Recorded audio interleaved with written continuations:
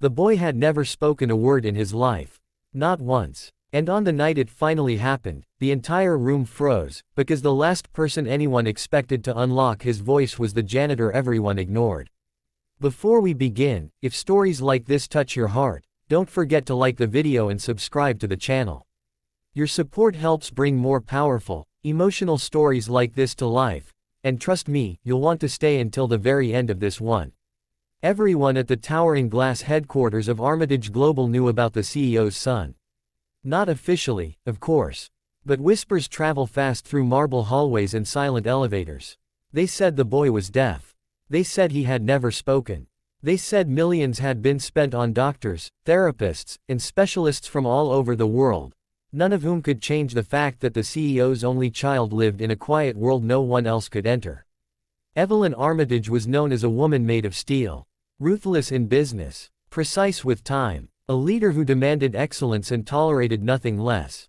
But when it came to her son, Leo, that steel melted into something fragile and constantly afraid of breaking. After the death of her husband, Leo was all she had. And every day, watching him sit silently beside her, wide-eyed, observant, locked behind an invisible wall, was a pain she never learned to live with. That evening, the building was nearly empty.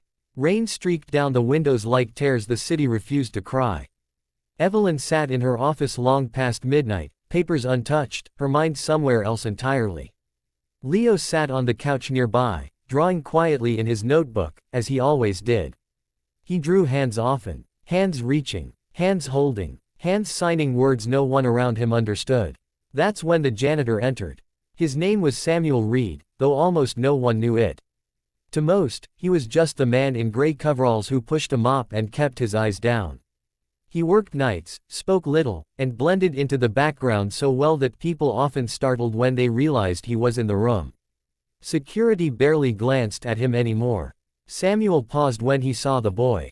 He had seen him before, many times, always silent, always watching. Something in Leo's eyes made Samuel's chest tighten every time. It was the look of someone screaming inside, hoping someone, anyone, might hear. Evelyn barely acknowledged Samuel as he began cleaning. Her phone buzzed with another work message, another problem that needed fixing. She sighed, rubbing her temples, exhausted in a way no amount of money could fix. Leo dropped his pencil. It rolled across the floor and stopped near Samuel's shoe. Samuel froze. Slowly, he bent down, picked up the pencil, and knelt so he was eye level with the boy. Evelyn looked up sharply, irritation flashing across her face. "That's fine," she said curtly. "Just leave it there." But Samuel didn't move away. Instead, he smiled gently at Leo and did something no one in that building had ever done. He signed. Not clumsily, not awkwardly, but fluently, beautifully. "Hello," his hands said. Leo's eyes widened. His breath caught. For a moment, the world stopped. Then Leo's hands began to shake as he signed back, fast and desperate, like a dam breaking after years of pressure. "You can see me." Samuel swallowed hard and nodded. "I've always seen you." Evelyn stood up so fast her chair fell backward. "What are you doing?" she demanded, her voice sharp, but underneath it, fear trembled. Samuel slowly turned to her. "Ma'am," he said softly, "your son isn't broken." The room went silent. Leo tugged at Samuel's sleeve and signed again, tears streaming down his face.